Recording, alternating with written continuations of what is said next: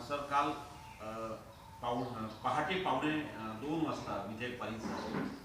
त्यामध्ये चर्चा होती की ज्या पद्धतीनं एकीकडे ओबीसीनं संपूर्ण विधेयक पाडलं, त्यानंतर शिवसेना म्हणून जी चर्चा होती की कुठेतरी बाजूला जाईल ती दिसलं नाही. काय भूमिका आहे? एक लक्षात घ्या की आज शिवसेना पक्षप्रमुख उद्धव ठाकरे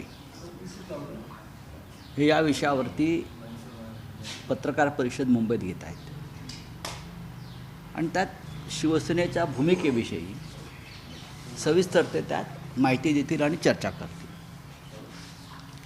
काल जवळजवळ पहाटे हे वक्फ सुधारणा विधेयक मंजूर झालं. जणू काही देशामध्ये फार मोठी क्रांती करतायत अशा प्रकारे एक माहोल सरकारनं आपल्या सगळ्यांच्या माध्यमातून निर्माण केला.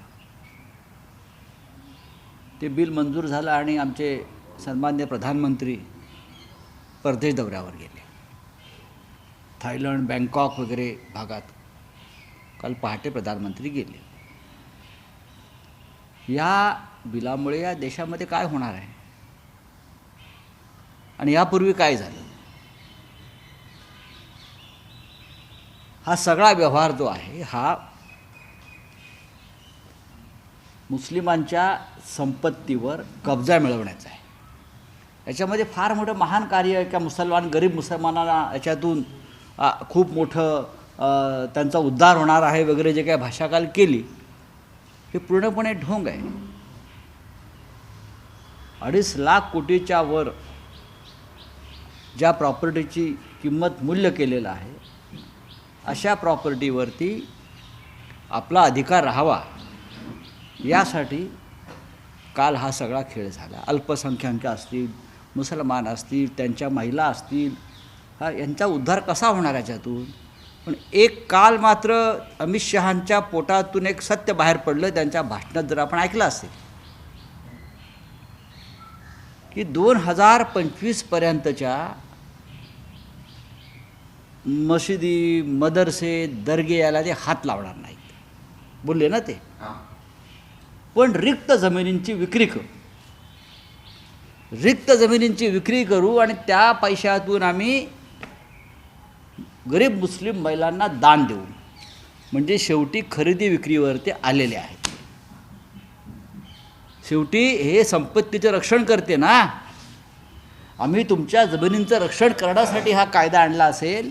काल नकळत त्यांच्या तोंडातून एक सत्य बाहेर पडलं की रिक्त मोकळ्या जमिनींचा आम्ही सौदा करू. या मोकळ्या जमिनींची किंमत 2 लाख कोटी आहे. या 2 लाख कोटींचा सौदा करण्याची भाषा त्यांच्या पोटात जे काय ढवळत होतं ते शेवटी काल बाहेर आलं. आता या मोकळ्या जमिनी कोण कोणाला विकणार आणि कशा पद्धतीनं विकणार. जशी धारावीची विकण्यात आली, जसे मुंबईची विमानतळं किंवा देशभरातले विमानतळ विकण्यात आले, देशभरातले पब्लिक सेक्टर्स विकण्यात आले. या देशामध्ये विकणारे 2 आहेत आणि विकत घेणारे 2च आहेत. दुसरं कोणाला या जमिनी जाणार आहेत का. म्हणजे हा सगळा खटाटोप मुसलमानांच्या भल्याच्या नावाखाली काय आहे हे काल स्वतः देशाच्या गृहमंत्र्यांच्या तोंडून बाहेर पडलं. या जमिनी आम्ही विकणार आहोत हे तुम्ही त्यांचं कालचं भाषण आहे का. रिक्त जमिनी आम्ही विकू, सौदा करू.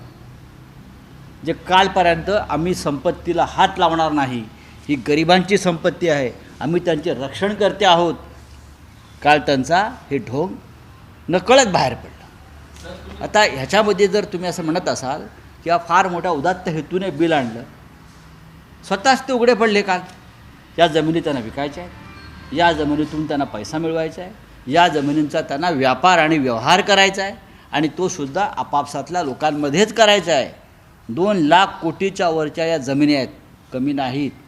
आणि त्या जमिनीवर डोळा असल्यामुळेच ह्या लोकांनी हे सगळं काम केलं. उद्धवजी आज भूमिका मांडणार आहेत, पण का सस्पेन्स अजूनही कायम आहे.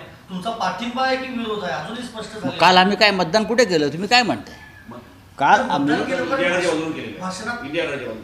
आम्ही काल यासाठी हा भ्रष्टाचार आहे, आम्ही या भ्रष्टाचाराच्या विरुद्ध मतदान केलं आहे. हिंदू मुस्लिमच्या आडून हा आर्थिक व्यवहार आहे. 100% प्रत्येक विषयावरती हिंदू मुसलमान करायचं. या देशामधला राष्ट्रीय खेळ एकेकाळी काय होता? हॉकी. हॉकी हा आपला राष्ट्रीय खेळ आहे.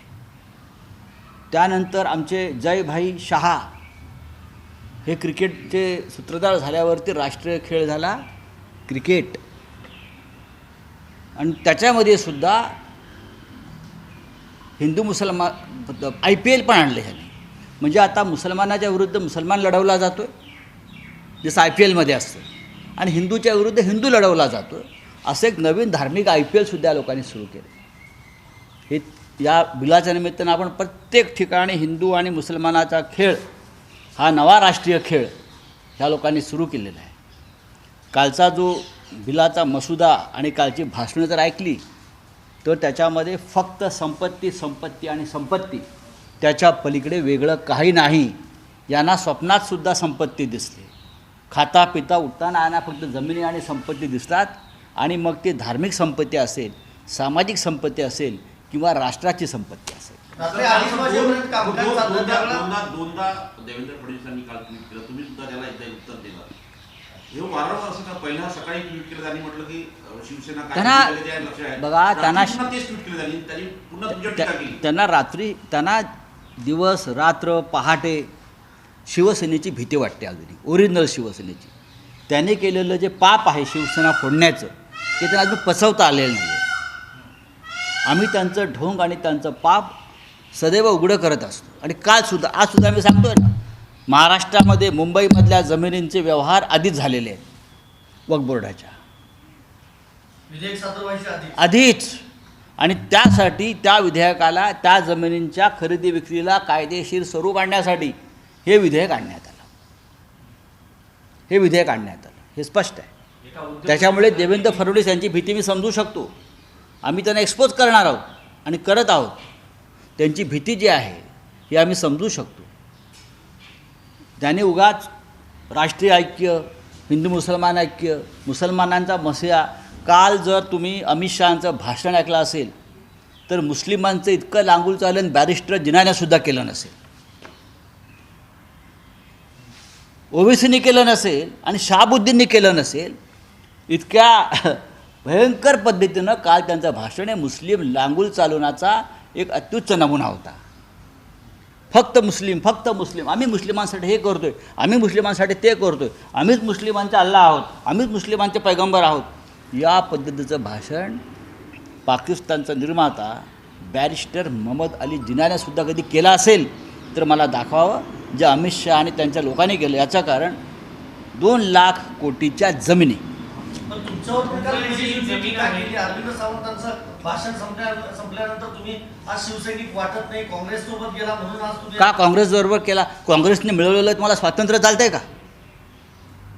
काँग्रेस पक्षाने मिळवलेलं स्वातंत्र्य चालतं आहे का?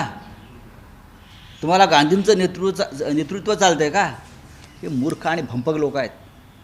यांना जमिनी आणि पैशाशिवाय काही दिसत नाही. त्यांना देश दिसत नाही, यांना धर्म दिसत नाही, यांना देव दिसत. रात्री 2 वाजता राहुल गांधी होते सभागृहात, मात्र पंतप्रधान मोदी नव्हते. ते परदेशात गेले ना. बिल मंजूर झालं आणि जमिनींचा कागद घेऊन ते परदेशात गेले असतील रिक्त झालेल्या. मुंबईमध्ये एक जमीन आहे तिथं उद्योगपतीचं घर आहे, ती देखील अशाच पद्धतीची जमीन आहे असा दावा केला जातोय. संसदेत दावा झाला हा. हे खरं आहे. हे आता नवीन नाही आहे ना. वक्फ बोर्डाच्या यतीमखान्याची जमीन आहे ती, अनाथालय. त्याच्यावरती आता सरकार आणि ते बघतील वक्फ बोर्ड काय असेल ते. पण देशभरामध्ये अशा अनेक जमिनीचा सौदा आधीच झालेला आहे आणि त्याला कायदेशीर स्वरूप देण्यासाठी त्या व्यवहाराला हे वक्फ बोर्डाचं बिल आणलं आहे. आणि मुस्लिमांना आणि हिंदूंना हे लोक मूर्ख समजतात काय?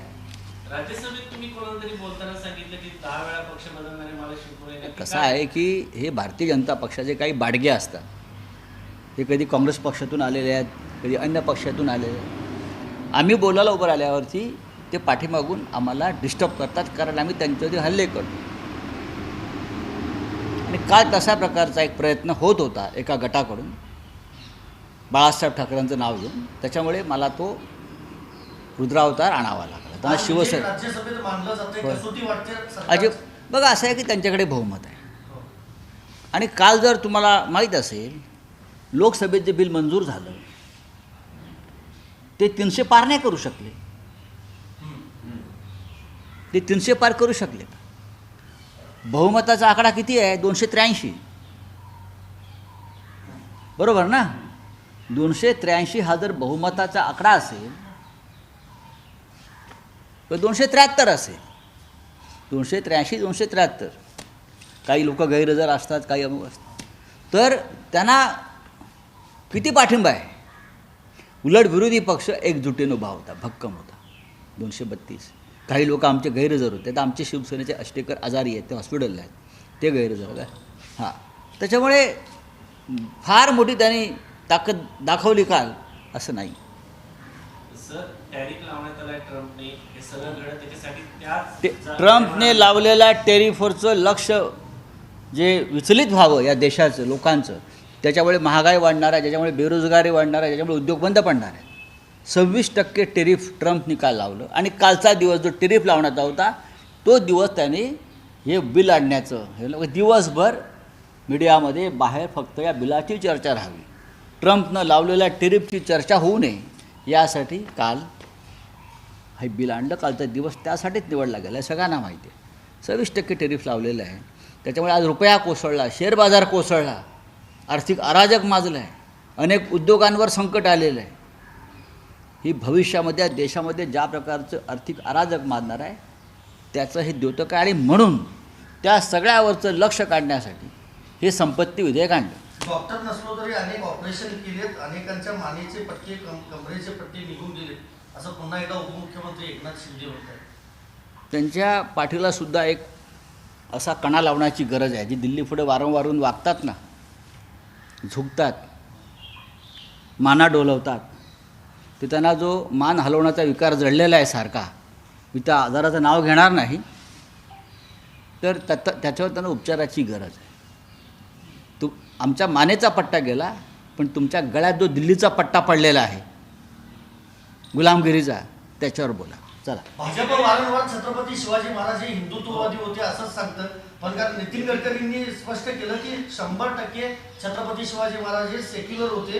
अफजल खानाची कबर त्यांनी सन्मानानं बांधली. आणि मुस्लिम देखील. भारतीय जनता पक्षाला स्वतःची आयडिओलॉजी नाही. भारतीय जनता पक्ष हिंदुत्ववादी कधीच नव्हता. हा भारतीय जनता पक्षानं सातत्यानं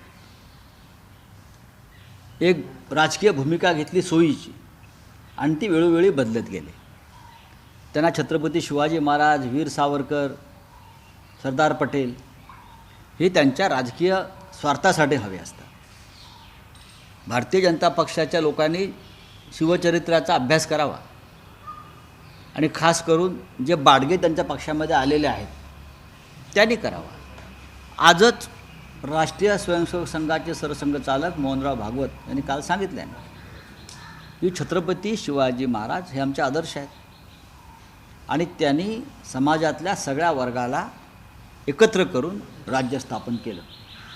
हे भारतीय जनता पक्षाचे मातृसंस्था, मायबाप, संघप्रमुखांचे विचार आहेत. त्यांनी जरा ते समजून घ्यावे. चला, थँक्यू. खासदार अष्टेकर काल अनुपस्थित होते, पण पुन्हा एकदा मगाशी ते अर्धवट राहिलं, क्लिअर करा की शिवसेनेनं विरोधात मतदान केलं सगळ्या खासदारांनी केलेलं आहे का? नक्कीच. त्याशिवाय का हा आकडा झाला? आता कोणी कुठे मतदान केलं आहे हे त्या डिजिटल बोर्डावर येतं ना. नाही, जाऊ दे ना.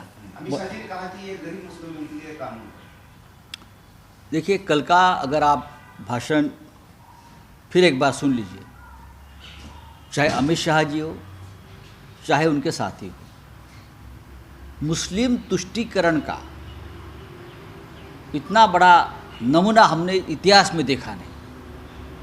वो हमें कहते हैं ना कि आप मुस्लिम की तुष्टीकरण करने वाले लोग हैं, तो आपका भाषण आप खुद सुन लीजिए अमित भाई. बैरिस्टर जिन्ना का भी ऐसा भाषण नहीं था. शहाबुद्दीन ने कभी ऐसा भाषण नहीं किया है कि हम ही मुसलमानों के मसीहा है, हम है इसलिए मुसलमान है. अब इतना ही कहना बाकी था कि हम सुनता कर आएंगे और आप हमारे साथ रहिए. आप भाषण पढ़िए उनका. लेकिन कल जो बिल आया है ये मुस्लिमों की हित, मुस्लिम महिलाओं का हित, ये उद्देश्य नहीं है। 2 लाख करोड़ की जो ज़मीनें हैं उनके ऊपर उनकी नज़र है। भाषण में कहा कि हम 2025 की पहले वाली जो प्रॉपर्टीज़ है, यानी मस्जिद है, दरगाह है या मदरसे, उसको हम हाथ नहीं लगाएंगे, लेकिन जो रिक्त ज़मीन है वो बेचकर हम गरीबों में उनका पैसा बांटेंगे। उसका मतलब खरीदी बिक्री आ गई, बेचने वाली बात आ गई। अबे 2 लाख करोड़ की ज़मीन आप किसको बेचेंगे? इस देश में तो 1-2 लोग हैं जो खरीदार है, जिनको एयरपोर्ट मिलता है, जिनको धारावी मिलती है, जिनको देश के सभी उद्योग मिलते हैं। ऐसे कितने लोग हैं जो भारतीय जनता पार्टी के साथ खड़े हैं? तो ये सब ज़मीन का व्यवहार है। आने वाले दिनों में आप देखिए क्या होता है। ये मुस्लिम महिलाओं का हित वगैरह सब झूठ है। मुस्लिम महिलाओं को खाते में पैसे डालेंगे, 15 लाख डालो पहला, 2014 में आपने वचन दिया था। ये सब ज़मीन का घपला है। ये बिल आने से पहले ही देश भर के प्राइम लोकेशन पर वक्त की जो ज़मीन है उनका सौदा हो गया है ये लोगों से, और उनको एक लीगल फ्रेम में बिठाने के लिए ये बिल लाया है। राज्यसभा में आज आप बोलेंगे इस पर? अब मैं बोलूँगा, अगर मुझे बोलने का मौका मिला, क्योंकि जब भी मैं खड़ा होता हूँ बोलने के लिए तो मुझे डिस्टर्ब किया जाता है। ये हमेशा होता है, कल भी हुआ है। कितना टाइम मिलेगा विपक्ष को लगता है? अभी देखेंगे, जितना टाइम मिलता है वो काफ़ी है। आपके कितने सांसद एब्सेंट थे और क्या वजह? नहीं, हमारे सभी सांसद थे। हमारा एक सांसद जो है वो बीमार है और अस्पताल में है बहुत दिनों से। देखिए सर, किरण रिजिजू बार-बार बाला साहब ठाकरे की याद अरे कौन किरण रिजिजू जी? छोड़ दीजिए। किरण रिजिजू जी हमको बाला साहब की याद दिलाएंगे क्या? किरण रिजिजू जी, आडवाणी को याद करो, बाद में बाला साहब। टेरिफ लगाया है। ये जो सब है, मिस्टर ट्रम्प, प्रेसिडेंट ट्रम्प ने कल जो भारत के ऊपर 26% टेरिफ लगाया है और उससे देश की आर्थिक स्थिति बिगड़ गई है। रुपया फिर एक बार मर गया है, लुढ़का नहीं, मर गया है। शेयर मार्केट ध्वस्त हो गया है, महंगाई बढ़ेगी, उद्योग बंद हो गए। उसके ऊपर से ध्यान हटाने के लिए भी ये कल का दिन चुना और कुछ नहीं। Thank you. देश विदेशातील प्रत्येक घडामोडींचे लाईव्ह अपडेट मिळवण्यासाठी आता साम टीव्हीच्या सर्व सोशल मीडिया प्लॅटफॉर्मला लाईक, फॉलो आणि सबस्क्राईब करा। तसंच सर्व नोटिफिकेशनसाठी बेल आयकॉन प्रेस करायला विसरू नका।